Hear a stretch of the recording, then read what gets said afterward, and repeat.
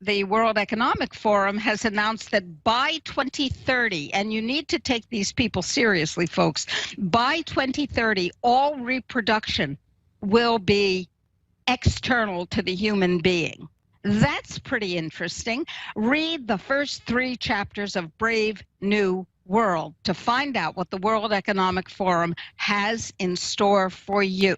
Brave New World by Aldous Huxley, narrated by Michael York. Chapter 1. A squat grey building of only 34 stories. Over the main entrance the words Central London Hatchery and Conditioning Centre, and in a shield the World State's motto, Community, Identity, Stability.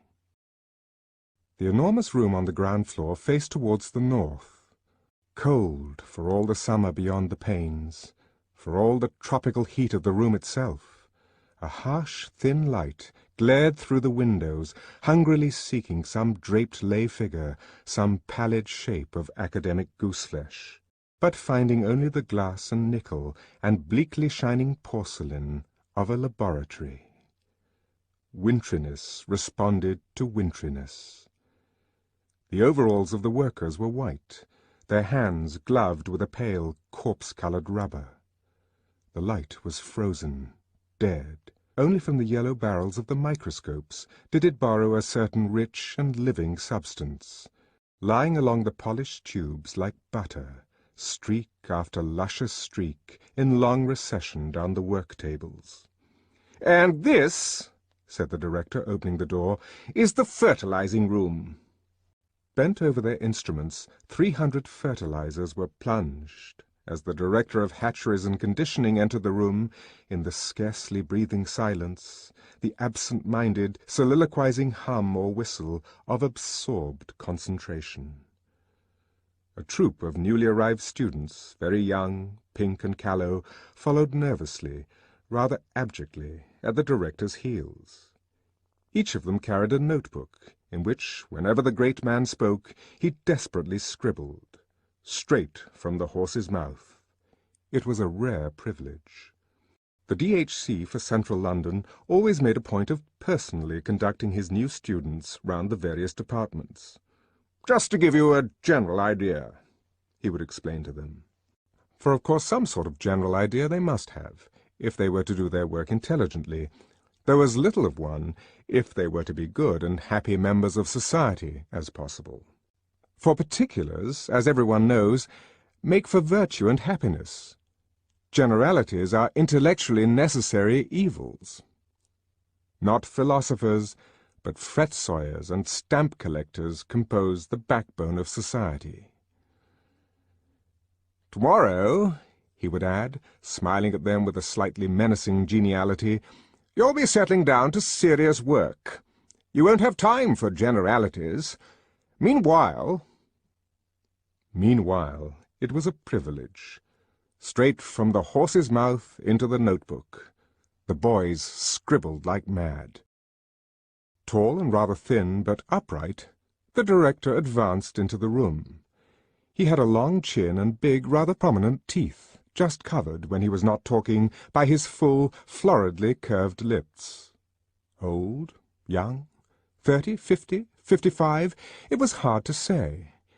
And anyhow, the question didn't arise. In this year of stability, AF 632, it didn't occur to you to ask it.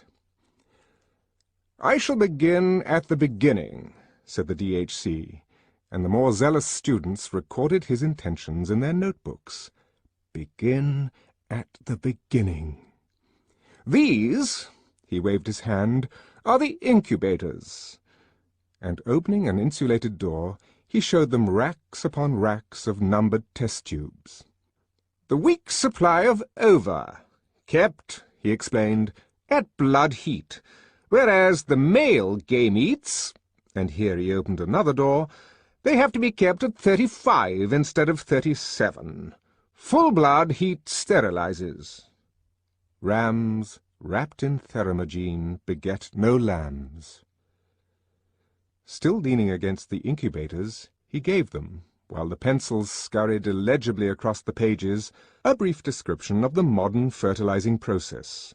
Spoke first, of course, of its surgical introduction.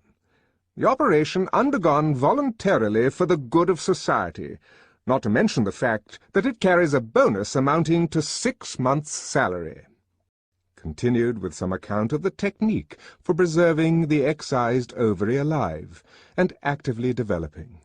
Passed on to a consideration of optimum temperature, salinity, viscosity. Referred to the liquor in which the detached and ripened eggs were kept, and, leading his charges to the work tables, actually showed them how this liquor was drawn off from the test tubes, how it was let out drop by drop onto the specially warmed slides of the microscopes, how the eggs which it contained were inspected for abnormalities, counted and transferred to a porous receptacle, how, and he now took them to watch the operation, this receptacle was immersed in a warm bouillon containing free-swimming spermatozoa, at a minimum concentration of 100,000 per cubic centimetre, he insisted, and how, after 10 minutes, the container was lifted out of the liquor and its contents re-examined, how, if any of the eggs remained unfertilized, it was again immersed, and, if necessary, yet again, how the fertilized ova went back to the incubators, where the alphas and betas remained until definitely bottled, while the gammas, deltas, and epsilons were brought out again, after only 36 hours, to undergo Bokanovsky's process. Bokanovsky's process, repeated the director, and the students underlined the words in their little notebooks. 1 egg, 1 embryo, 1 adult. Normality. But a Bokanovskified egg will bud, will proliferate, will divide.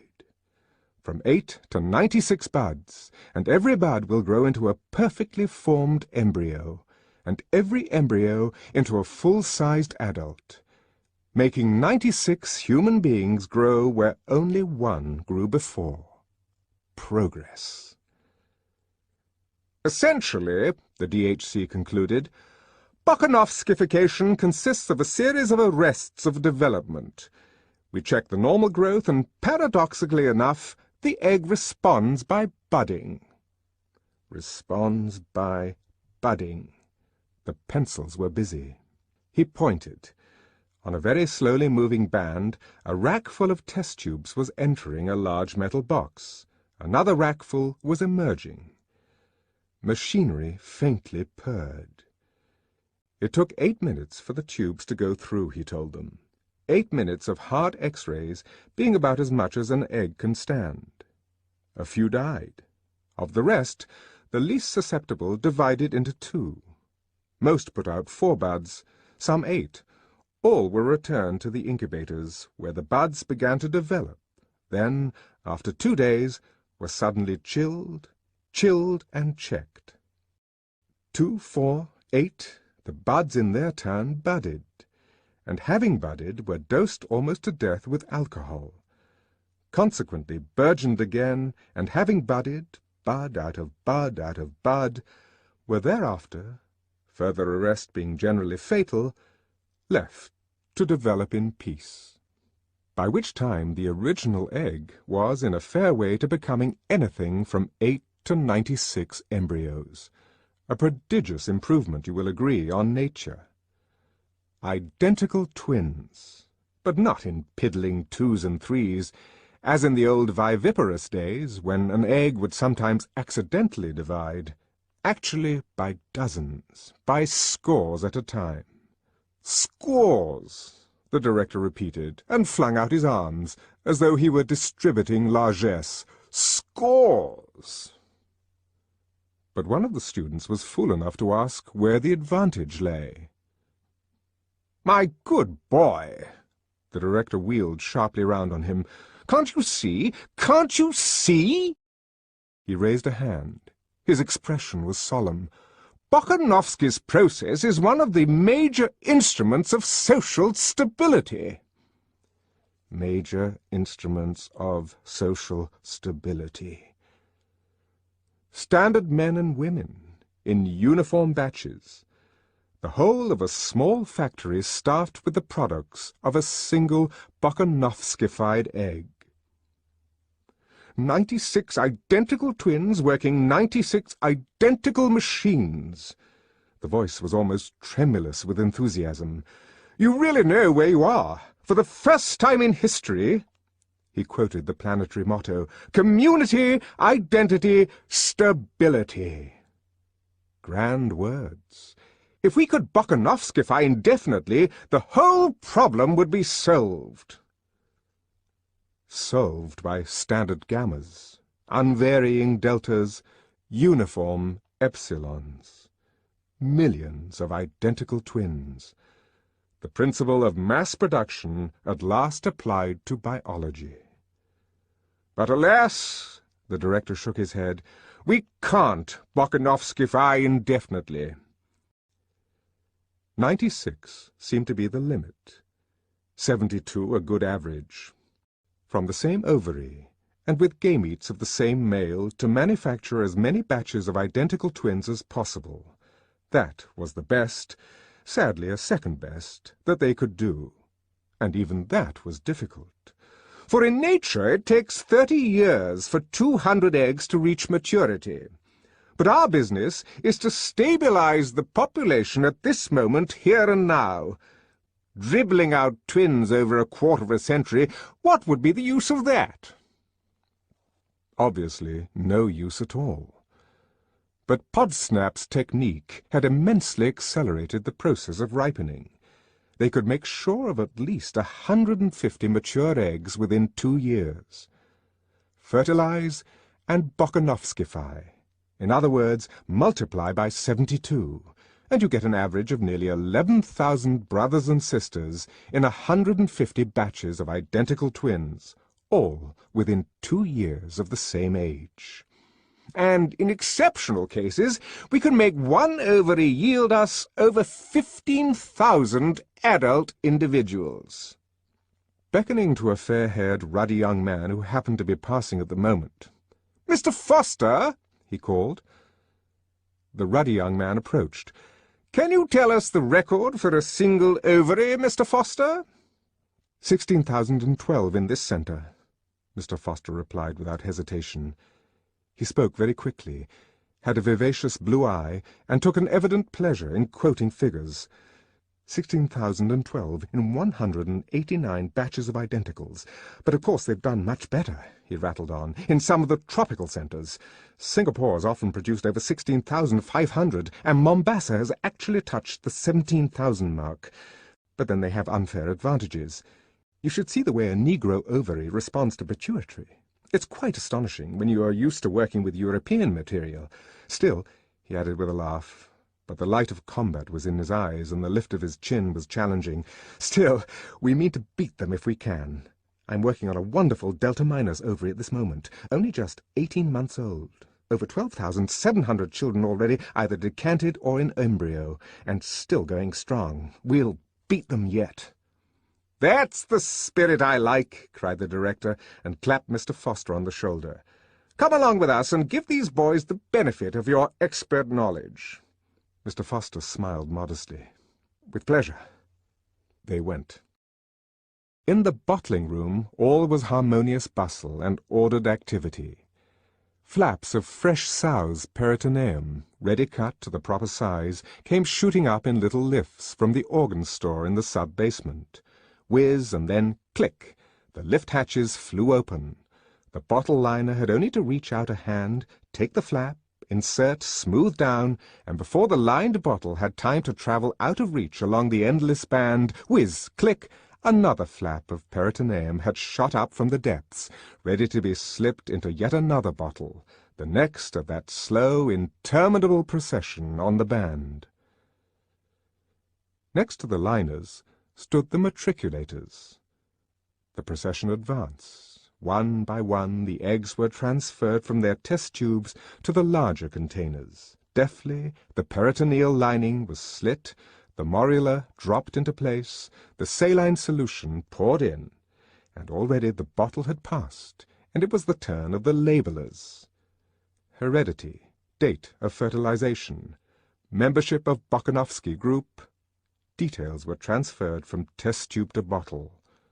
No longer anonymous, but named, identified, The procession marched slowly on through an opening in the wall, slowly on, into the social predestination room.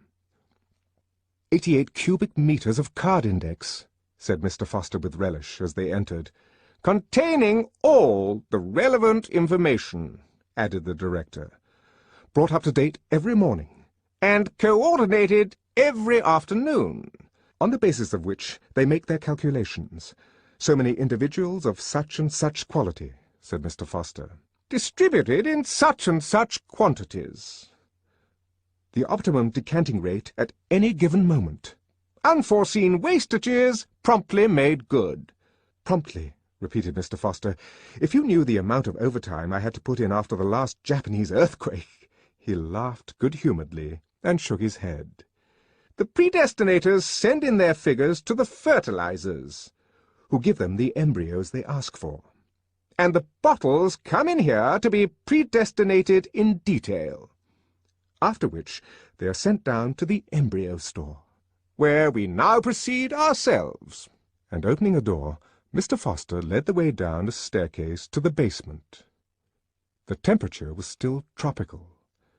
They descended into a thickening twilight. 2 doors and a passage with a double turn ensured the cellar against any possible infiltration of the day. Embryos are like photographic film, said Mr. Foster waggishly, as he pushed open the second door. They can only stand red light. And in effect, the sultry darkness into which the students now followed him was visible and crimson, like the darkness of closed eyes on a summer's afternoon. The bulging flanks of row on receding row and tier above tier of bottles glinted with innumerable rubies, and among the rubies moved the dim red spectres of men and women with purple eyes, and all the symptoms of lupus. The hum and rattle of machinery faintly stirred the air. "Give them a few figures, Mr. Foster," said the director, who was tired of talking. Mr. Foster was only too happy to give them a few figures. 220 meters long, 200 wide, 10 high. He pointed upwards. Like chickens drinking, the students lifted their eyes towards the distant ceiling. 3 tiers of racks, ground floor level, first gallery, second gallery. The spidery steelwork of gallery above gallery faded away in all directions into the dark. Near them, 3 red ghosts were busily unloading demijohns from a moving staircase. The escalator from the social predestination room. Each bottle could be placed on one of 15 racks. Each rack, though you couldn't see it, was a conveyor travelling at the rate of 33 1/3 centimetres an hour. 267 days at 8 metres a day. 2,136 metres in all. 1 circuit of the cellar at ground level, 1 on the first gallery, half on the second, and on the 267th morning, daylight in the decanting room. Independent existence, so-called. But in the interval, Mr. Foster concluded, we've managed to do a lot to them. Oh, a very great deal. His laugh was knowing and triumphant. That's the spirit I like, said the director once more. Let's walk round. You tell them everything, Mr. Foster. Mr. Foster duly told them. Told them of the growing embryo on its bed of peritoneum.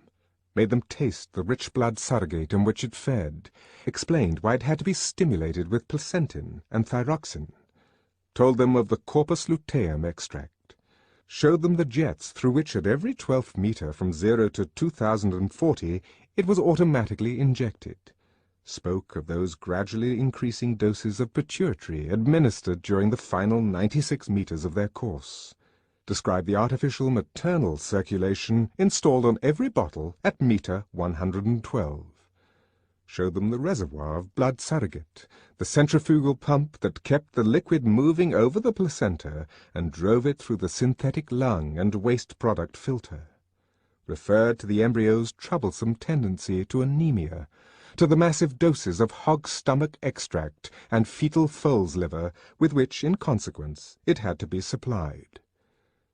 showed them the simple mechanism by means of which, during the last 2 meters out of every 8, all the embryos were simultaneously shaken into familiarity with movement, hinted at the gravity of the so-called trauma of decanting, and enumerated the precautions taken to minimize, by a suitable training of the bottled embryo, that dangerous shock. Told them of the tests for sex carried out in the neighborhood of meter 200. Explained the system of labeling, a T for the males, a circle for the females, and for those who were destined to become free martins, a question mark, black on a white ground. For of course, said Mr. Foster, in the vast majority of cases fertility is merely a nuisance. 1 fertile ovary in 1200, that would really be quite sufficient for our purposes, but we want to have a good choice. And of course one must always leave an enormous margin of safety, so we allow as many as 30% of the female embryos to develop normally. The others get a dose of male sex hormones every 24 meters for the rest of the course. Result, they're decanted as free martins, structurally quite normal. Except he had to admit that they do have just the slightest tendency to grow beards. But sterile, guaranteed sterile. Which brings us at last, continued Mr. Foster, out of the realm of mere slavish imitation of nature into the much more interesting world of human invention. He rubbed his hands. For of course they didn't content themselves with merely hatching out embryos. Any cow could do that. We also predestine and condition. We decant our babies as socialized human beings, as alphas or epsilons, as future sewage workers or future— he was going to say future world controllers, but correcting himself said future directors of hatcheries instead. The DHC acknowledged the compliment with a smile. They were passing meter 320 on rack 11. A young beta-minus mechanic was busy with screwdriver and spanner on the blood surrogate pump of a passing bottle. The hum of the electric motor deepened by fractions of a tone as he turned the nuts. Down, down. A final twist, a glance at the revolution counter, and he was done. He moved 2 paces down the line and began the same process on the next pump. "Reducing the number of revolutions per minute," Mr. Foster explained. "The surrogate goes round slower, therefore passes through the lung at longer intervals, therefore gives the embryo less oxygen. Nothing like oxygen shortage for keeping an embryo below par." And again he rubbed his hands. "But why do you want to keep the embryo below par?" asked an ingenuous student. "Ass!" said the director, breaking a long silence.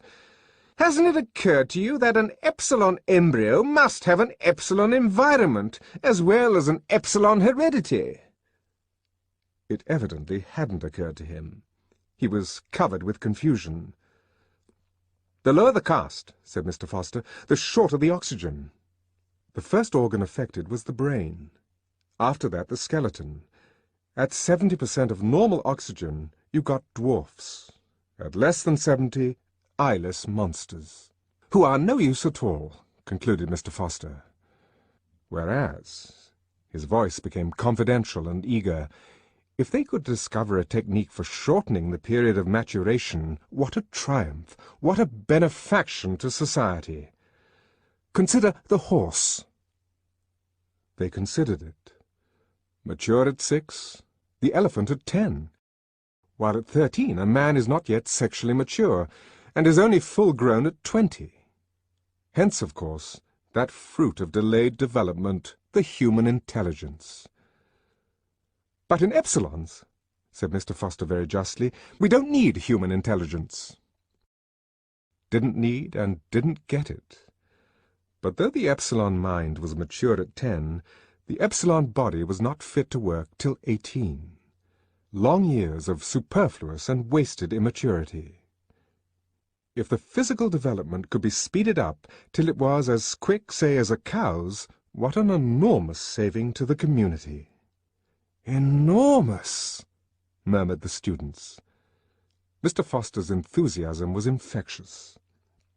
He became rather technical, spoke of the abnormal endocrine coordination which made men grow so slowly, postulated a germinal mutation to account for it, Could the effects of this germinal mutation be undone? Could the individual epsilon embryo be made to revert, by a suitable technique, to the normality of dogs and cows? That was the problem, and it was all but solved. Pilkington at Mombasa had produced individuals who were sexually mature at 4 and full-grown at 6.5. A scientific triumph, but socially useless. 6-year-old men and women were too stupid to do even epsilon work, and the process was an all-or-nothing one. Either you failed to modify at all, or else you modified the whole way. They were still trying to find the ideal compromise between adults of 20 and adults of 6. So far, without success. Mr. Foster sighed and shook his head. Their wanderings through the crimson twilight had brought them to the neighbourhood of metre 170 on Rack 9. From this point onwards, Rack 9 was enclosed, and the bottles performed the remainder of their journey in a kind of tunnel, interrupted here and there by openings 2 or 3 metres wide. "Heat conditioning," said Mr. Foster. Hot tunnels alternated with cool tunnels. Coolness was wedded to discomfort in the form of hard X-rays. By the time they were decanted, the embryos had a horror of cold. They were predestined to emigrate to the tropics, to be miners and acetate silk spinners and steel workers. Later on, their minds would be made to endorse the judgment of their bodies. "We condition them to thrive on heat," concluded Mr. Foster. "Our colleagues upstairs will teach them to love it." "And that," put in the director sententiously, "that is the secret of happiness and virtue, liking what you've got to do. All conditioning aims at that, making people like their unescapable social destiny." In a gap between 2 tunnels, a nurse was delicately probing with a long fine syringe into the gelatinous contents of a passing bottle. The students and their guide stood watching her for a few moments in silence. "Well, Lenina," said Mr. Foster, when at last she withdrew the syringe and straightened herself up. The girl turned with a start. One could see that, for all the lupus and the purple eyes, she was uncommonly pretty. "Henry!" Her smile flashed redly at him, a row of coral teeth. "Charming, charming," murmured the director, and, giving her 2 or 3 little pats, received in exchange a rather deferential smile for himself. "What are you giving them?" asked Mr. Foster, making his tone very professional. "Oh, the usual typhoid and sleeping sickness. Tropical workers start being inoculated at metre 150, Mr. Foster explained to the students. "The embryos still have gills. We immunize the fish against the future man's diseases." Then, turning back to Lenina, 10 to 5 on the roof this afternoon, he said, "as usual." "Charming," said the director once more, and with a final pat moved away after the others. On Rack 10, rows of next generation's chemical workers were being trained in the toleration of lead, caustic soda, tar, chlorine. The first of a batch of 250 embryonic rocket plane engineers was just passing the 1100-metre mark on Rack 3. A special mechanism kept their containers in constant rotation. "To improve their sense of balance," Mr. Foster explained. "Doing repairs on the outside of a rocket in mid-air is a ticklish job. We slacken off the circulation when they're right way up, so that they're half-starved, and double the flow of surrogate when they're upside down. They learn to associate topsy-turvydom with well-being. In fact, they're only truly happy when they're standing on their heads. And now," Mr. Foster went on, "I'd like to show you some very interesting conditioning for Alpha Plus intellectuals. We have a big batch of them on Rack 5. First gallery level," he called to 2 boys who had started to go down to the ground floor. "They're around metre 900, he explained. "You can't really do any useful intellectual conditioning till the fetuses have lost their tails. Follow me." But the director had looked at his watch. 10 to 3, he said. "No time for the intellectual embryos, I'm afraid. We must go up to the nurseries before the children have finished their afternoon sleep." Mr. Foster was disappointed. "At least one glance at the decanting room," he pleaded. "Very well, then. The director smiled indulgently. "Just one glance." Chapter 2. Mr. Foster was left in the decanting room. The DHC and his students stepped into the nearest lift and were carried up to the 5th floor. "Infant nurseries, Neo-Pavlovian conditioning rooms," announced the notice board. The director opened a door. They were in a large, bare room, very bright and sunny, for the whole of the southern wall was a single window. Half a dozen nurses, trousered and jacketed in the regulation white viscous linen uniform, their hair aseptically hidden under white caps, were engaged in setting out bowls of roses in a long row across the floor. Big bowls, packed tight with blossom, thousands of petals, ripe blown and silkily smooth like the cheeks of innumerable little cherubs. But of cherubs, in that bright light, not exclusively pink and Aryan, but also luminously Chinese, also Mexican, also apoplectic with too much blowing of celestial trumpets, also pale as death, pale with the posthumous whiteness of marble. The nurses stiffened to attention as the DHC came in. "Set out the books," he said curtly. In silence the nurses obeyed his command. Between the rose bowls the books were duly set out. A row of nursery quartos opened invitingly, each at some gaily coloured image of beast or fish or bird. "Now bring in the children." They hurried out of the room, and returned in a minute or two, each pushing a kind of tall dumb-waiter laden, on all its 4 wire-netted shelves, with 8-month-old babies, all exactly alike. A Bokanovsky group, it was evident, and all, since their caste was Delta, dressed in khaki. "Put them down on the floor." The infants were unloaded. "Now turn them so that they can see the flowers and books." Turned, the babies at once fell silent, then began to crawl towards those clusters of sleek colours, those shapes so gay and brilliant on the white pages. As they approached, the sun came out of a momentary eclipse behind a cloud. The roses flamed up as though with a sudden passion from within. A new and profound significance seemed to suffuse the shining pages of the books. From the ranks of the crawling babies came little squeals of excitement, gurgles, and twitterings of pleasure. The director rubbed his hands. "Excellent," he said. "It might almost have been done on purpose." The swiftest crawlers were already at their goal. Small hands reached out uncertainly, touched, grasped, unpetaling the transfigured roses, crumpling the illuminated pages of the books. The director waited until all were happily busy. Then, "Watch carefully," he said, and lifting his hand, he gave the signal. The head nurse, who was standing by a switchboard at the other end of the room, pressed down a little lever.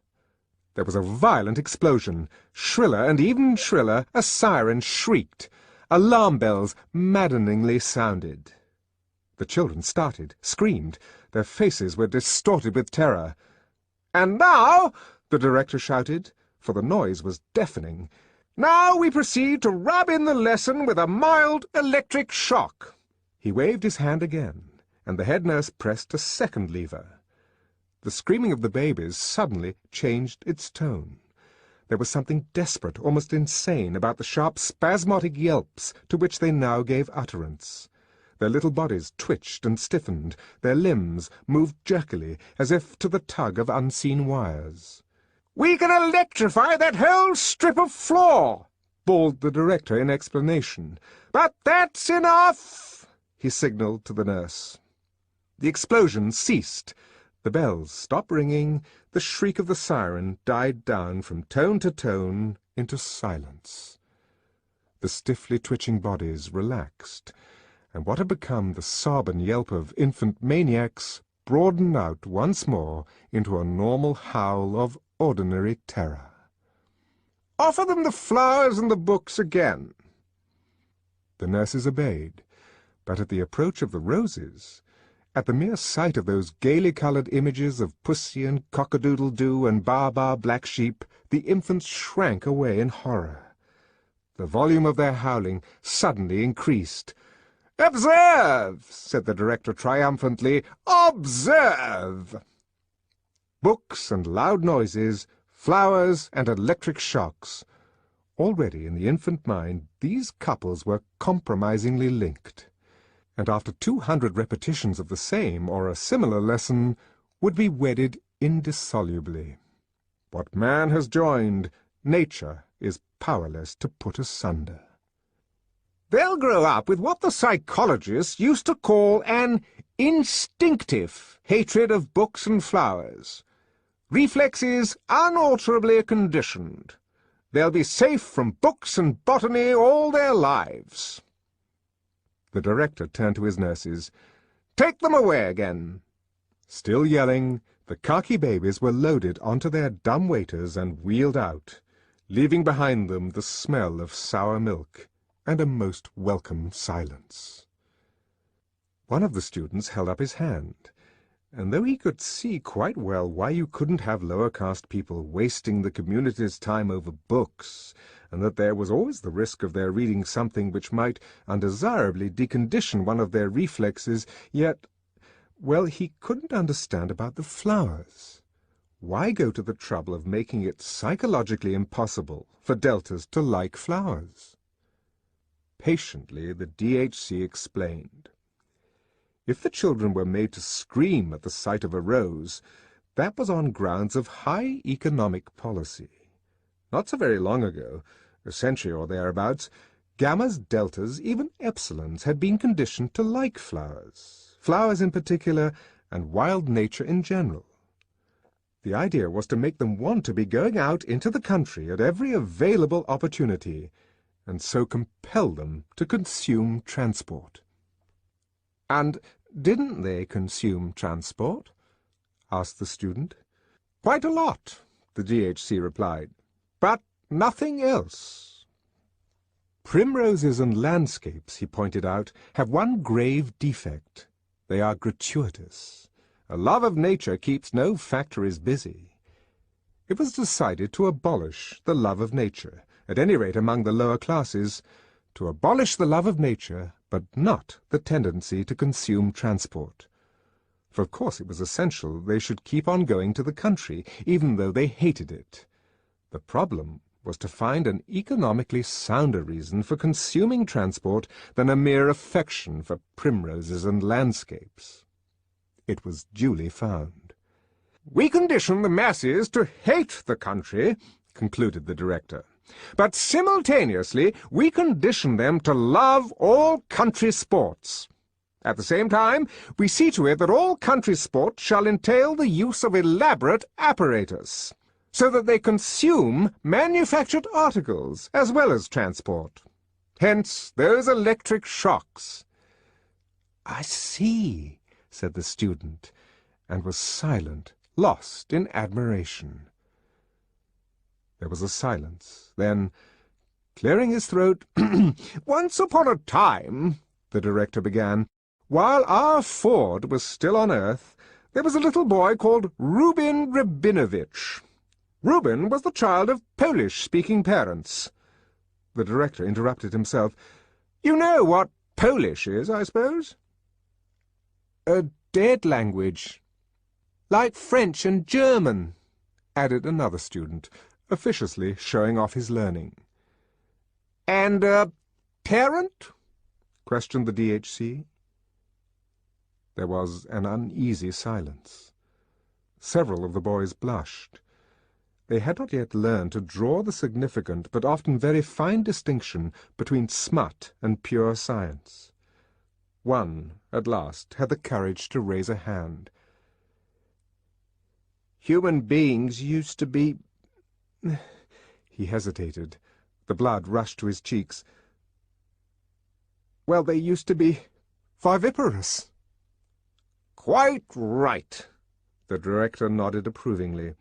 "And when the babies were decanted—" "Born," came the correction. "Well, then they were the parents. I mean, not the babies, of course, the other ones." The poor boy was overwhelmed with confusion. "In brief," the director summed up, "the parents were the father and the mother." The smut that was really science fell with a crash into the boy's eye-avoiding silence. "Mother!" he repeated loudly, rubbing in the science, and, leaning back in his chair, "These," he said gravely, "are unpleasant facts, I know it. But then most historical facts are unpleasant."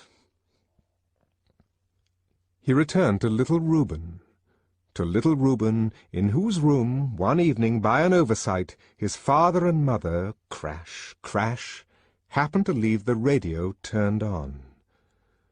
For you must remember that in those days of gross, viviparous reproduction, children were always brought up by their parents, and not in state conditioning centres. While the child was asleep, a broadcast programme from London suddenly started to come through, and the next morning, to the astonishment of his crash and crash, the more daring of the boys ventured to grin at one another, little Reuben woke up repeating word for word a long lecture by that curious old writer, one of the very few whose works have been permitted to come down to us, George Bernard Shaw, who was speaking, according to a well-authenticated tradition, about his own genius. To little Reuben's wink and snigger, this lecture was, of course, perfectly incomprehensible, and imagining that their child had suddenly gone mad, they sent for a doctor. He fortunately understood English, recognized the discourse as that which Shaw had broadcasted the previous evening, realized the significance of what had happened, and sent a letter to the medical press about it. The principle of sleep-teaching, or hypnopedia, had been discovered. The DHC made an impressive pause. The principle had been discovered, but many, many years were to elapse before that principle was usefully applied. The case of little Reuben was only 23 years after our Ford's first T-model was put on the market. Here the director made a sign of the T on his stomach, and all the students reverently followed suit. And yet, furiously the students scribbled, Hypnopedia first used officially in AF 214. Why not before? 2 reasons. A, these early experimenters, the DHC was saying, were on the wrong track. They thought that Hypnopedia could be made an instrument of intellectual education. A small boy asleep on his right side, the right arm stuck out, the right hand hanging limp over the edge of the bed. Through a round grating in the side of a box, a voice speaks softly. "The Nile is the longest river in Africa, and the second in length of all the rivers of the globe. Although falling short of the length of the Mississippi, Missouri, the Nile is at the head of all rivers as regards the length of its basin, which extends through 35 degrees of latitude." At breakfast the next morning, "Tommy," someone says, "do you know which is the longest river in Africa?" A shaking of the head. "But don't you remember something that begins, 'The Nile is'?" "The Nile is the longest river in Africa, and the second in length of all the rivers of the globe." The words came rushing out, "although falling short of—" "Well now, which is the longest river in Africa?" The eyes are blank. "I don't know." "But the Nile, Tommy."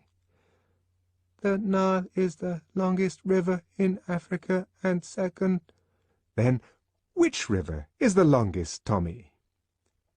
Tommy bursts into tears. "I don't know," he howls. That howl, the director made it plain, discouraged the earliest investigators. The experiments were abandoned. No further attempt was made to teach children the length of the Nile in their sleep. Quite rightly. You can't learn a science unless you know what it's all about. "Whereas, if they'd only started on moral education," said the director, leading the way towards the door. The students followed him, desperately scribbling as they walked, and all the way up in the lift. "Moral education which ought never in any circumstances to be rational."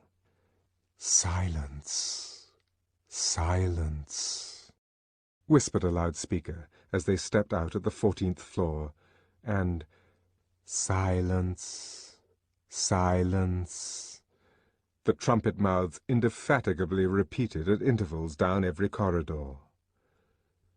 The students, and even the director himself, rose automatically to the tips of their toes.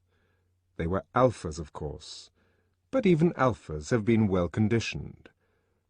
Silence, silence. All the air of the 14th floor was sibilant with the categorical imperative. 50 yards of tiptoeing brought them to a door, which the director cautiously opened.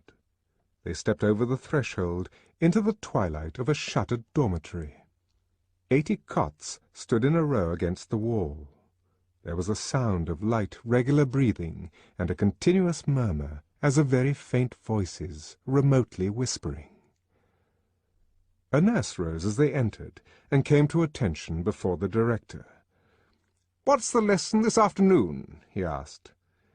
"We had elementary sex for the first 40 minutes," she answered, "but now it's switched over to elementary class consciousness." The director walked slowly down the long line of cots. Rosy and relaxed with sleep, 80 little boys and girls lay softly breathing. There was a whisper under every pillow.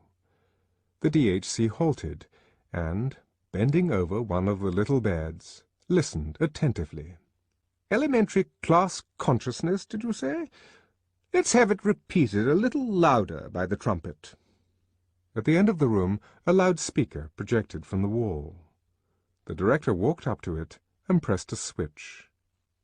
"All wear green," said a soft but very distinct voice, beginning in the middle of a sentence, "and Delta children wear khaki. Oh, no, I don't want to play with Delta children. And Epsilons are still worse. They're too stupid to be able to read or write. Besides, they wear black, which is such a beastly color. I'm so glad I'm a beta." There was a pause. Then the voice began again. "Alpha children wear gray. They work much harder than we do, because they're so frightfully clever. I'm really awfully glad I'm a beta, because I don't work so hard. And then we are much better than the gammas and deltas. Gammas are stupid. They all wear green, and Delta children wear khaki. Oh, no, I don't want to play with Delta children. And Epsilons are still worse. They're too stupid to be able—" The director pushed back the switch. The voice was silent. Only its thin ghost continued to mutter from beneath the 80 pillows. "They'll have that repeated 40 or 50 times more before they wake, then again on Thursday, and again on Saturday. 120 times 3 times a week for 30 months, after which they go on to a more advanced lesson." Roses and electric shocks, the khaki of deltas, and a whiff of asafoetida wedded indissolubly before the child can speak. But wordless conditioning is crude and wholesale, cannot bring home the finer distinctions, cannot inculcate the more complex courses of behavior. For that there must be words, but words without reason. In brief, hypnopedia. The greatest moralizing and socializing force of all time. The students took it down in their little books, straight from the horse's mouth. Once more the director touched the switch. "So frightfully clever," the soft, insinuating, indefatigable voice was saying. "I'm really awfully glad I'm a beta, because—" Not so much like drops of water, though water, it is true, can wear holes in the hardest granite. Rather drops of liquid sealing wax, drops that adhere, encrust, incorporate themselves with what they fall on, till finally the rock is all one scarlet blob. Till at last the child's mind is these suggestions, and the sum of the suggestions is the child's mind. And not the child's mind only, the adult's mind too, all his life long. The mind that judges and desires and decides, made up of these suggestions. But all these suggestions are our suggestions!" The director almost shouted in triumph. "Suggestions from the state!" He banged the nearest table. "It therefore follows—" A noise made him turn round. "Oh, Ford," he said in another tone, "I've gone and woken the children." Chapter 3. Outside in the garden it was playtime. Naked in the warm June sunshine, 600 or 700 little boys and girls were running with shrill yells over the lawns, or playing ball games, or squatting silently in twos and threes among the flowering shrubs. The roses were in bloom. 2 nightingales soliloquized in the buskage. A cuckoo was just going out of tune among the lime trees. The air was drowsy with the murmur of bees and helicopters. The director and his students stood for a short time watching a game of centrifugal bumble-puppy. 20 children were grouped in a circle round a chrome steel tower. A ball, thrown up so as to land on the platform at the top of the tower, rolled down into the interior, fell on a rapidly revolving disc, was hurled through one or other of the numerous apertures pierced in the cylindrical casing, and had to be caught. "Strange," mused the director as they turned away, "strange to think that even in our Ford's day most games were played without more apparatus than a ball or two and a few sticks, and perhaps a bit of netting. Imagine the folly of allowing people to play elaborate games which do nothing whatever to increase consumption. It's madness. Nowadays the controllers won't approve of any new game unless it can be shown that it requires at least as much apparatus as the most complicated of existing games." He interrupted himself. "That's a charming little group," he said, pointing.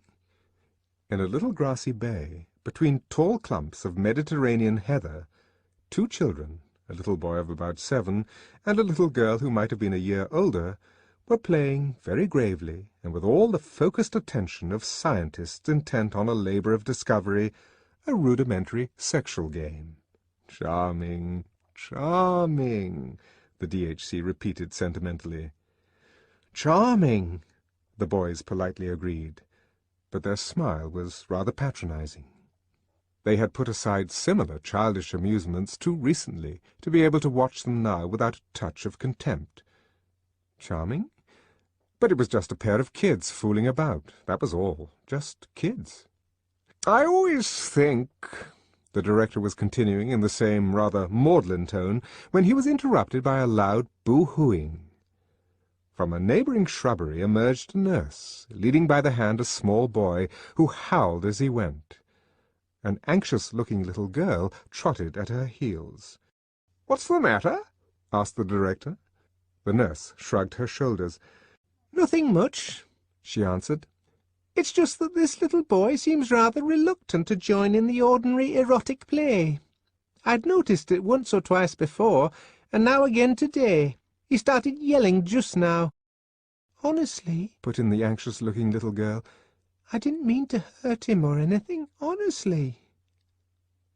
"Of course you didn't, dear," said the nurse reassuringly. And so," she went on, turning back to the director, "I'm taking him to see the Assistant Superintendent of Psychology, just to see if anything's at all abnormal." "Quite right," said the director. "Take him in.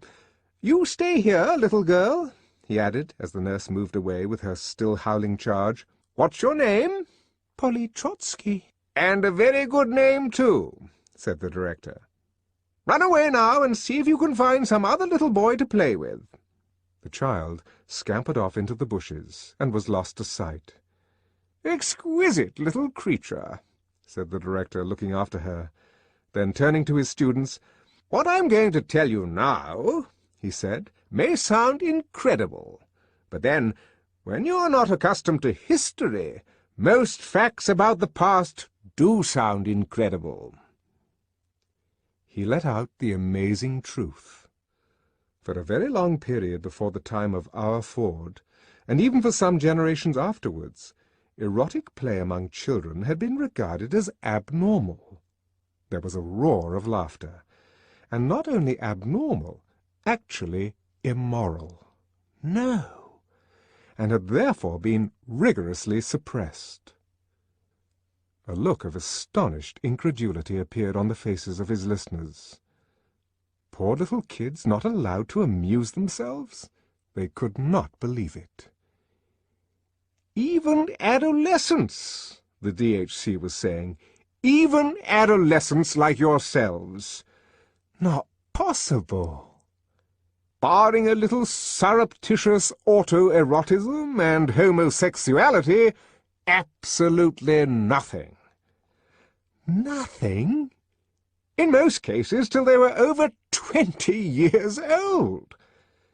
20 years old? Echoed the students in a chorus of loud disbelief. 20, the director repeated. "I told you that you'd find it incredible." "But what happened?" they asked. "What were the results?" "The results were terrible." A deep, resonant voice broke startlingly into the dialogue. They looked round. On the fringe of the little group stood a stranger, a man of middle height, black-haired, with a hooked nose, full red lips, eyes very piercing and dark. "Terrible," he repeated. The DHC had at that moment sat down on one of the steel and rubber benches conveniently scattered through the gardens. But at the sight of the stranger, he sprang to his feet and darted forward, his hand outstretched, smiling with all his teeth, effusive. "Controller! What an unexpected pleasure! Boys, what are you thinking of? This is the Controller.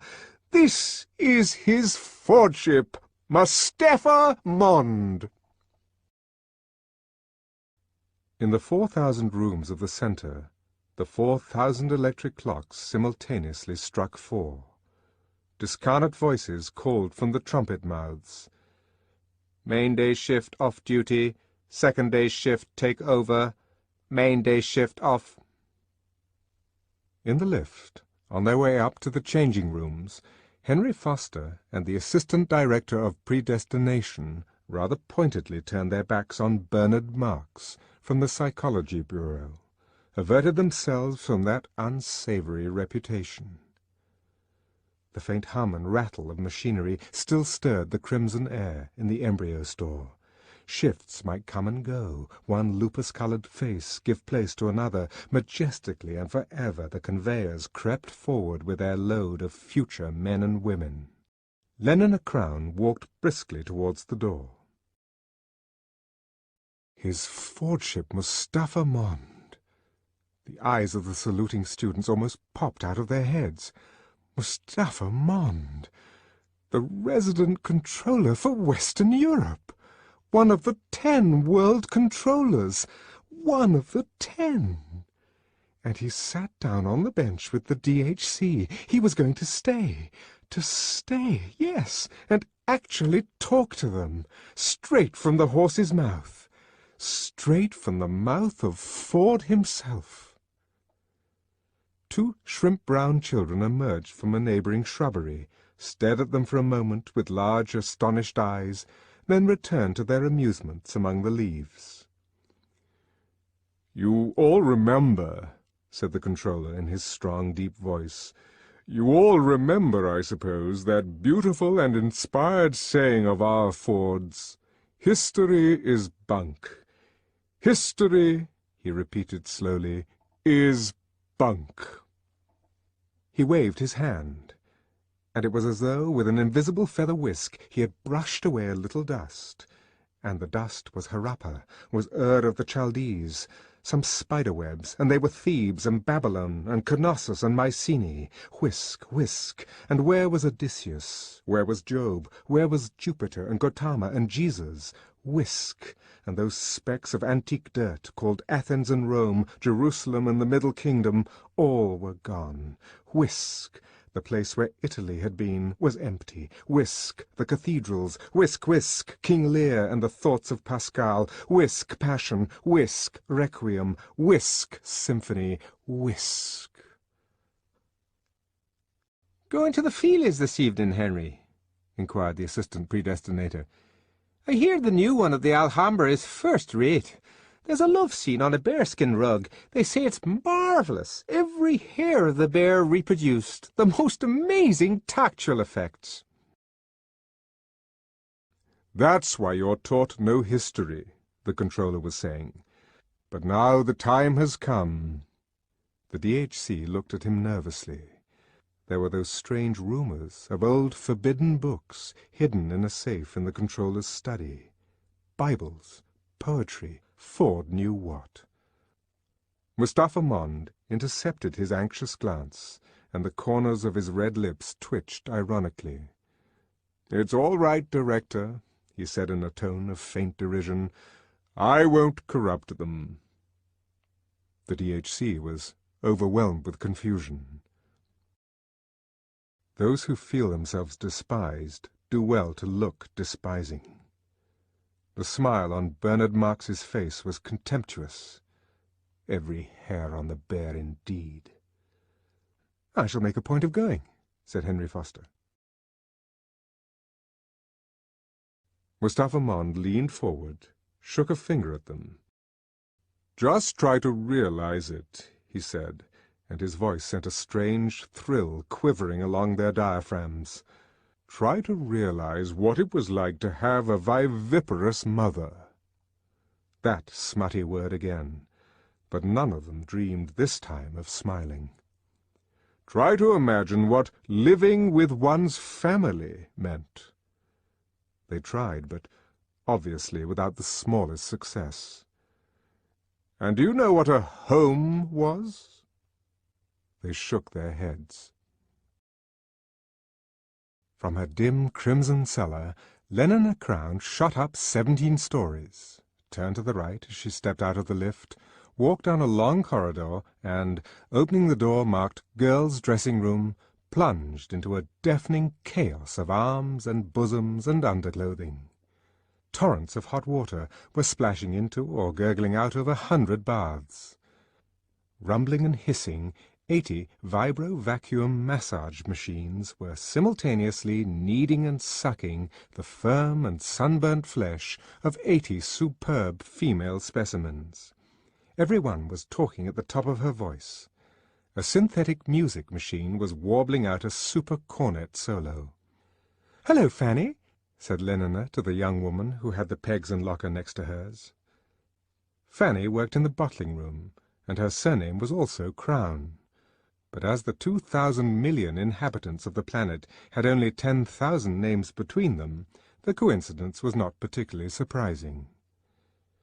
Lenina pulled at her zippers, downward on the jacket, downwards with a double-handed gesture at the two that held trousers, downwards again to loosen her undergarment. Still wearing her shoes and stockings, she walked off towards the bathrooms. Home, home.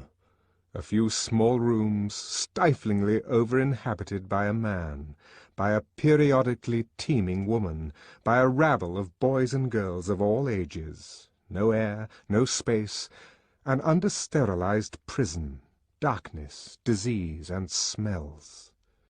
The controller's evocation was so vivid that one of the boys, more sensitive than the rest, turned pale at the mere description, and was on the point of being sick. Lenina got out of the bath, towelled herself dry, took hold of a long, flexible tube plugged into the wall, presented the nozzle to her breast, as though she meant to commit suicide, pressed down the trigger. A blast of warmed air dusted her with the finest talcum powder. 8 different scents and eau de cologne were laid on in little taps over the wash-basin. She turned on the third from the left, dabbed herself with chypre, and, carrying her shoes and stockings in her hand, went out to see if one of the vibro-vacuum machines were free. And home was as squalid psychically as physically. Psychically, it was a rabbit hole, a midden, hot with the frictions of tightly packed life, reeking with emotion. What suffocating intimacies, what dangerous, insane, obscene relationships between the members of the family group. Maniacally, the mother brooded over her children, brooded over them like a cat over its kittens, but a cat that could talk, a cat that could say, my baby, over and over again, my baby, and oh, at my breast, the little hands, the hunger, and that unspeakable agonizing pleasure, till at last my baby sleeps with a bubble of white milk at the corner of his mouth. My little baby sleeps. Yes, said Mustapha Mond, nodding his head, you may well shudder. Who are you going out with tonight? Lenina asked, returning from the vibrovac like a pearl illuminated from within, pinkly glowing. Nobody. Lenina raised her eyebrows in astonishment. I've been feeling rather out of sorts lately, Fanny explained. Dr. Wells advised me to have a pregnancy substitute. But, my dear, you're only 19. The first pregnancy substitute isn't compulsory till 21.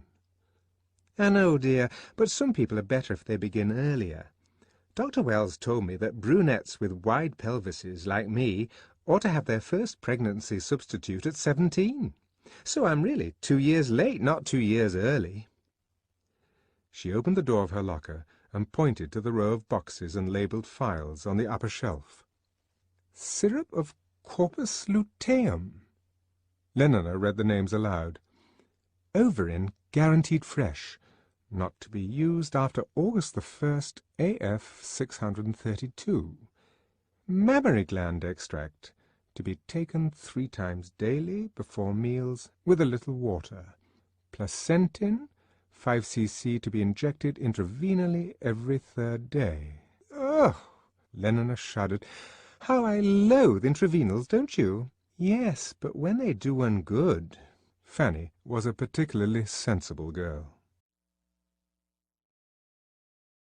Our Ford, or our Freud, as for some inscrutable reason he chose to call himself whenever he spoke of psychological matters, our Freud had been the first to reveal the appalling dangers of family life.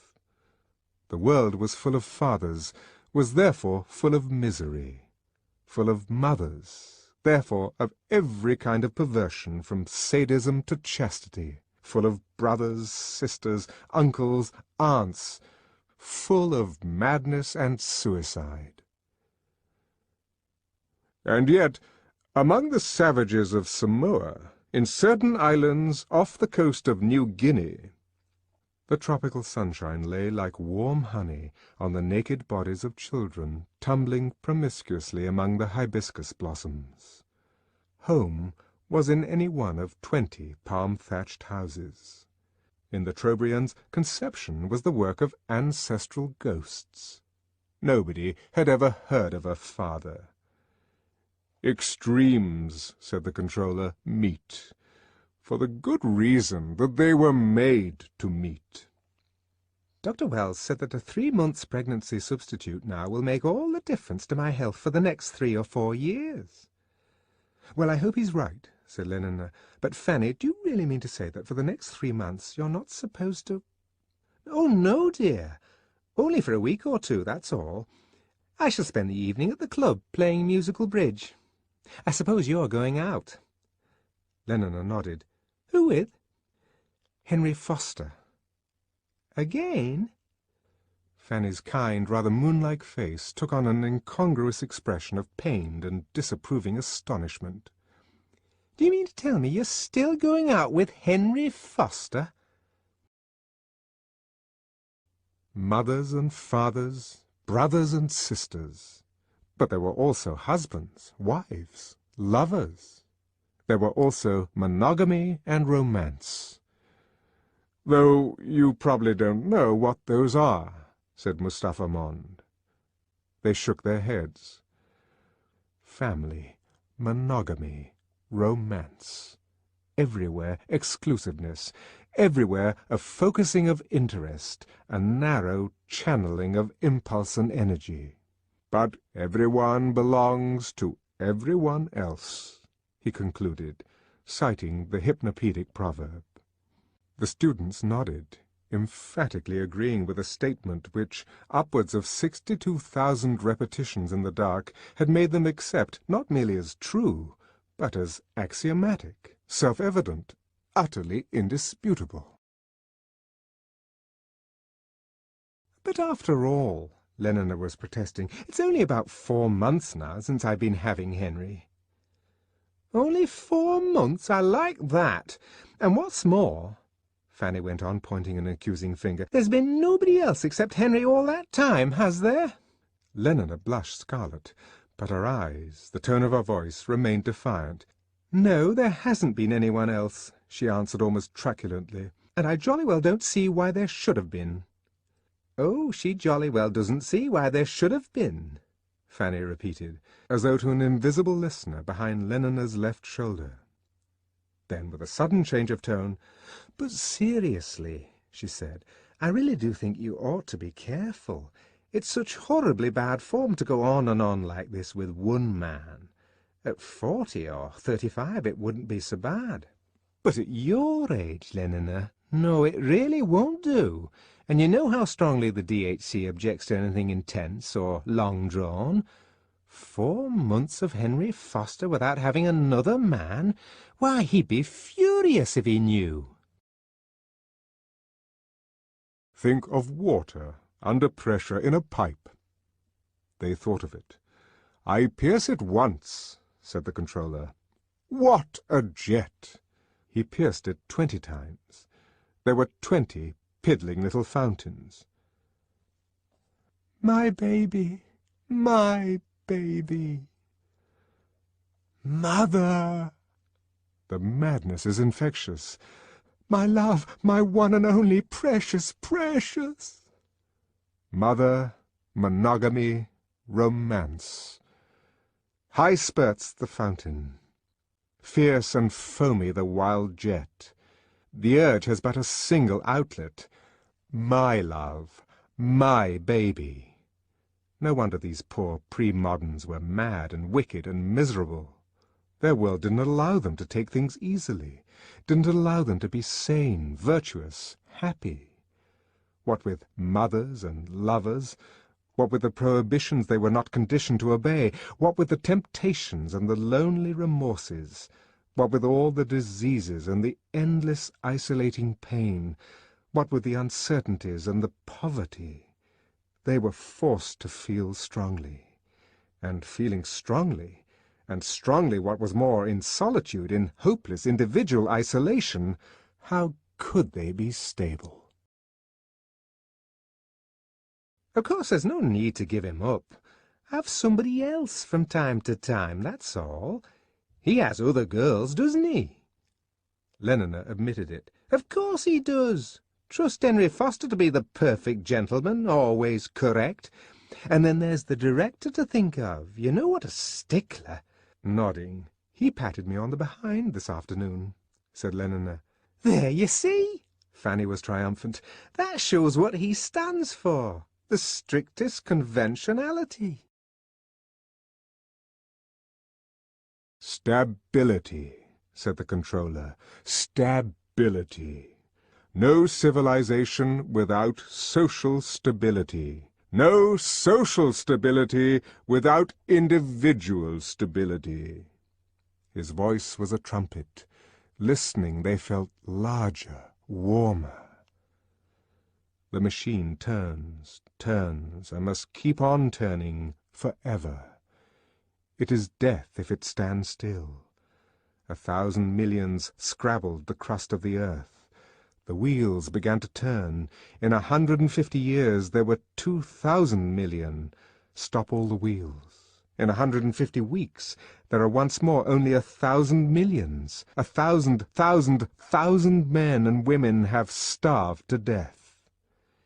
Wheels must turn steadily, but cannot turn untended.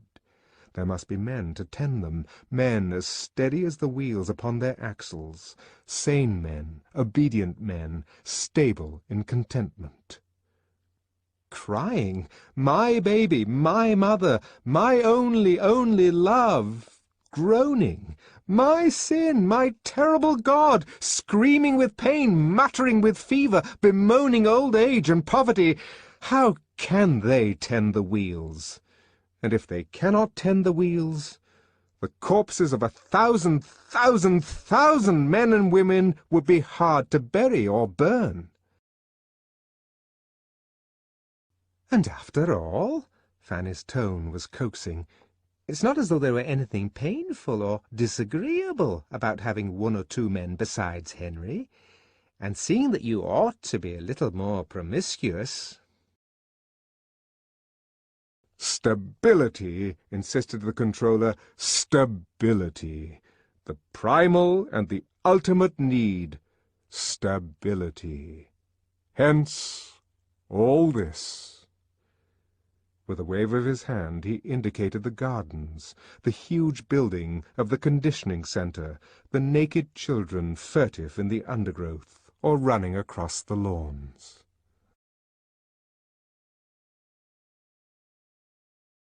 Lenina shook her head. Somehow, she mused, I hadn't been feeling very keen on promiscuity lately. There are times when one doesn't. Haven't you found that too, Fanny? Fanny nodded her sympathy and understanding. But one's got to make the effort, she said sententiously. One's got to play the game. After all, everyone belongs to everyone else. Yes, everyone belongs to everyone else, Lenina repeated slowly, and, sighing, was silent for a moment. Then, taking Fanny's hand, gave it a little squeeze. "You're quite right, Fanny, as usual. I'll make the effort." Impulse arrested spills over, and the flood is feeling, the flood is passion, the flood is even madness. It depends on the force of the current, the height and strength of the barrier. The unchecked stream flows smoothly down its appointed channels into a calm well-being. The embryo is hungry, day in, day out. The blood surrogate pump unceasingly turns its 800 revolutions a minute. The decanted infant howls. At once a nurse appears with a bottle of external secretion. Feeling lurks in that interval of time between desire and its consummation. Shorten that interval, break down all those old unnecessary barriers. "Fortunate boys," said the controller. "No pains have been spared to make your lives emotionally easy, to preserve you, so far as that is possible, from having emotions at all." "Ford's in his flivver," murmured the DHC. "All's well with the world." "Lenina Crown?" said Henry Foster, echoing the assistant predestinator's question as he zipped up his trousers. "Oh, she's a splendid girl, wonderfully pneumatic. I am surprised you haven't had her." "I can't think how it is I haven't," said the assistant predestinator. "I certainly will at the first opportunity." From his place on the opposite side of the changing-room aisle, Bernard Marks overheard what they were saying, and turned pale. "And to tell the truth," said Lenina, "I'm beginning to get just a tiny bit bored with nothing but Henry every day." She pulled on her left stocking. "Do you know Bernard Marx?" she asked in a tone whose excessive casualness was evidently forced. Fanny looked startled. "You don't mean to say—" "Why not? Bernard's an Alpha Plus. Besides, he asked me to go to one of the savage reservations with him. I've always wanted to see a savage reservation." "But his reputation—" "What do I care about his reputation? They say he doesn't like obstacle golf." They say, mocked Lenina. "And then he spends most of his time by himself, alone." There was horror in Fanny's voice. "Well, he won't be alone when he's with me. And anyhow, why are people so beastly to him? I think he's rather sweet." She smiled to herself. How absurdly shy he had been, frightened almost, as though she were a world controller and he a gamma-minus machine-minder. "Consider your own lives," said Mustapha Mond. "Has any of you ever encountered an insurmountable obstacle?" The question was answered by a negative silence. "Has any of you been compelled to live through a long time interval between consciousness of a desire and its fulfillment?" "Well—" began one of the boys, and hesitated. "Speak up," said the DHC. "Don't keep his Fordship waiting." "I once had to wait nearly 4 weeks before a girl I wanted would let me have her." "And you felt a strong emotion in consequence?" "Horrible." "Horrible, precisely," said the controller. "Our ancestors were so stupid and short-sighted that when the first reformers came along and offered to deliver them from those horrible emotions, they wouldn't have anything to do with them." "Talking about her as though she were a bit of meat." Bernard ground his teeth. "Have her here, have her there, like mutton, degrading her to so much mutton. She said she'd think it over. She said she'd give me an answer this week. Oh, Ford, Ford, Ford!" He would have liked to go up to them and hit them in the face, hard, again and again. "Yes, I really do advise you to try her," Henry Foster was saying. Take ectogenesis. Pfitzner and Kawaguchi had got the whole technique worked out. But would the government look at it? No. There was something called Christianity. Women were forced to go on being viviparous. "He's so ugly," said Fanny. "But I rather like his looks. And then so small." Fanny made a grimace. Smallness was so horribly and typically low-caste. "I think that's rather sweet," said Lenina. "One feels one would like to pet him, you know, like a cat." Fanny was shocked. "They say somebody made a mistake when he was still in the bottle. Thought he was a gammer and put alcohol into his blood surrogate. That's why he's so stunted." "What nonsense!" Lenina was indignant. Sleep teaching was actually prohibited in England. There was something called liberalism. Parliament, if you know what that was, passed a law against it. The records survive. Speeches about the liberty of the subject. Liberty to be inefficient and miserable. Freedom to be a round peg in a square hole. "But, my dear chap, you're welcome, I assure you. You're welcome." Henry Foster patted the assistant predestinator on the shoulder. "Everyone belongs to everyone else, after all." 100 repetitions 3 nights a week for 4 years, thought Bernard Marx, who was a specialist on Hypnopedia. 62,400 repetitions makes one truth. Idiots. Or the caste system. Constantly proposed, constantly rejected. There was something called democracy, as though men were more than physico-chemically equal. Well, all I can say is that I'm going to accept his invitation. Bernard hated them, hated them. But they were two, they were large, they were strong. The 9 Years' War began in AF 141.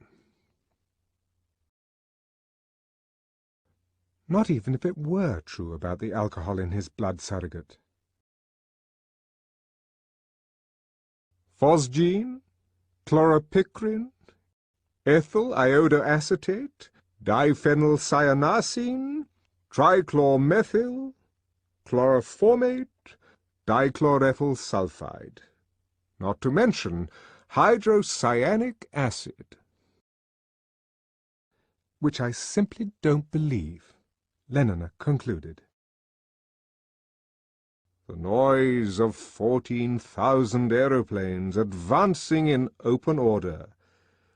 But in the Kurfürstendamm and the 8th arrondissement, the explosion of the anthrax bombs is hardly louder than the popping of a paper bag.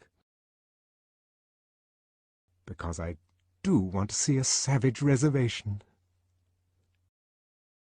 CH3 sub 3, C sub 6, H sub 2, left parenthesis, NO sub 2, right parenthesis, sub 3, plus HG left parenthesis, C, NO right parenthesis, sub 2, equals, well, what? An enormous hole in the ground, a pile of masonry, some bits of flesh and mucus, a foot with the boot still on it, flying through the air and landing flop in the middle of the geraniums, the scarlet ones. Such a splendid show that summer. You're hopeless, Lenina. I give you up. The Russian technique for infecting water supplies was particularly ingenious. Back turned to back, Fanny and Lenina continued their changing in silence. The 9 Years' War, the great economic collapse. There was a choice between world control and destruction, between stability and— "Fanny Crown's a nice girl, too," said the assistant predestinator. In the nurseries, the elementary class consciousness lesson was over. The voices were adapting future demand to future industrial supply. "I do love flying," they whispered. "I do love flying. I do love having new clothes. I do love—" Liberalism, of course, was dead of anthrax, but all the same you couldn't do things by force. Not nearly so pneumatic as Lenina. Oh, not nearly. "But old clothes are beastly," continued the untiring whisper.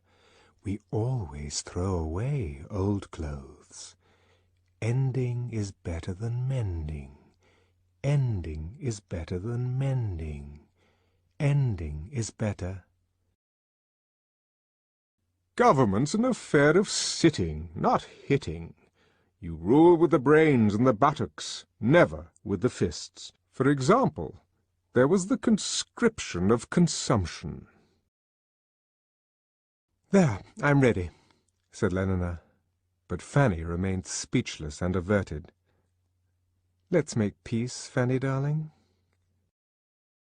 "Every man, woman, and child compelled to consume so much a year in the interests of industry. The sole result—" Ending is better than mending. The more stitches, the less riches. The more stitches. "One of these days," said Fanny with dismal emphasis, "you'll get into trouble." Conscientious objection on an enormous scale. Anything not to consume. Back to nature. "I do love flying. I do love flying." Back to culture. Yes, actually to culture. You can't consume much if you sit still and read books. "Do I look all right?"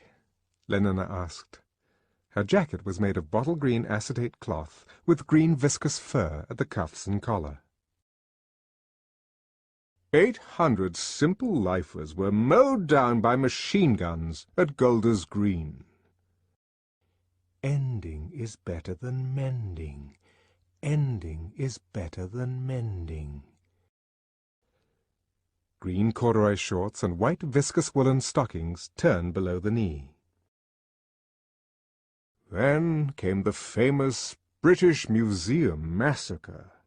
2,000 culture fans gassed with dichloroethyl sulfide. A green and white jockey cap shaded Lenina's eyes. Her shoes were bright green and highly polished. "In the end," said Mustafa Mond, "the controllers realized that force was no good. The slower but infinitely surer methods of ectogenesis, neo-Pavlovian conditioning, and hypnopedia—" and round her waist she wore a silver-mounted green Morocco surrogate cartridge belt, bulging, for Lenina was not a free martin, with the regulation supply of contraceptives. The discoveries of Pfitzner and Kawaguchi were at last made use of, and intensive propaganda against viviparous reproduction— "Perfect!" cried Fanny enthusiastically. She could never resist Lenina's charm for long. "And what a perfectly sweet Malthusian belt!" Accompanied by a campaign against the past, by the closing of museums, the blowing up of historical monuments— luckily most of them had already been destroyed during the 9 Years' War— by the suppression of all books published before AF 150. "I simply must get one like it," said Fanny. There were some things called the pyramids, for example. My old black pattern bandolier. And a man called Shakespeare. You've never heard of them, of course. It's an absolute disgrace, that bandolier of mine. Such are the advantages of a really scientific education. The more stitches, the less riches. The more stitches, the less. The introduction of our Ford's first T-model. I've had it nearly 3 months. Chosen as the opening date of the new era. Ending is better than mending. Ending is better. There was a thing, as I've said before, called Christianity. Ending is better than mending. The ethics and philosophy of underconsumption. I love new clothes. I love new clothes. I love. So essential when there was underproduction, but in an age of machines and the fixation of nitrogen, positively a crime against society. Henry Foster gave it me. All crosses had their tops cut and became T's. There was also a thing called God. It's real Morocco surrogate. We have the World State now, and Ford's Day celebrations, and community sings, and solidarity services. Ford, how I hate them, Bernard Marx was thinking. There was a thing called heaven. But all the same, they used to drink enormous quantities of alcohol. Like meat, like so much meat. There was a thing called the soul, and a thing called immortality. Do ask Henry where he got it. But they used to take morphia and cocaine. And what makes it worse, she thinks of herself as meat.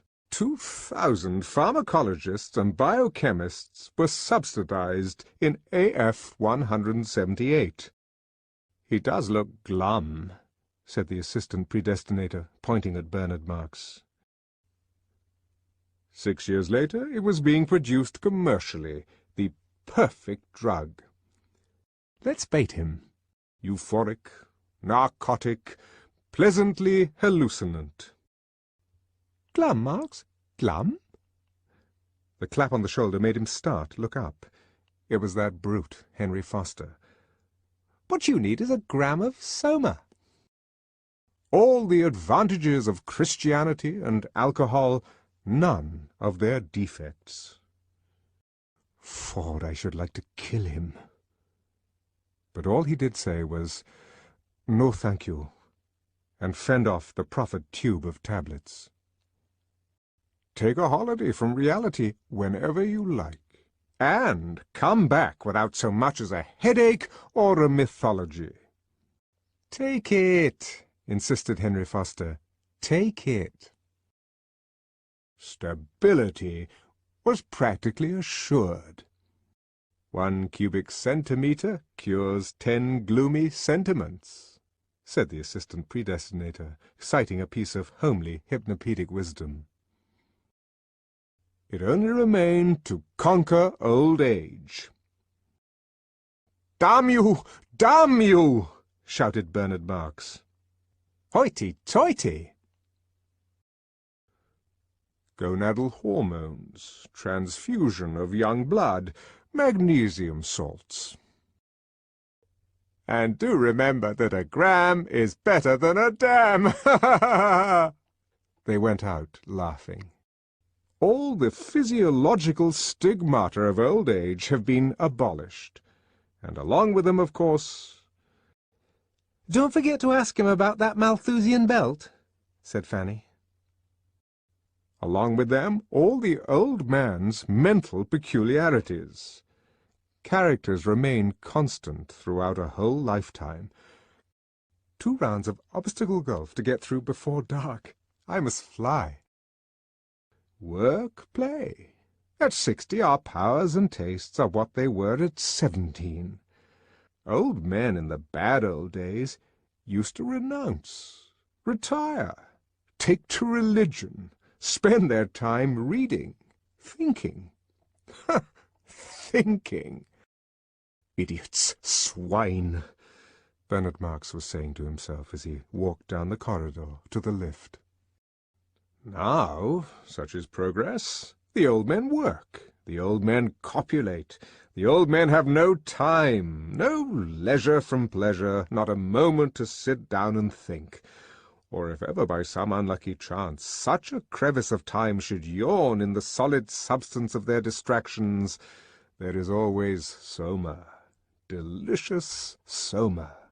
1/2 gram for a half-holiday, 1 gram for a weekend, 2 grams for a trip to the gorgeous East, 3 for a dark eternity on the moon, returning whence they find themselves on the other side of the crevice, safe on the solid ground of daily labour and distraction, scampering from feely to feely, from girl to pneumatic girl, from electromagnetic golf course to— "Go away, little girl!" shouted the DHC angrily. "Go away, little boy! Can't you see that his fortship's busy? Go and do your erotic play somewhere else." "Suffer, little children," said the controller.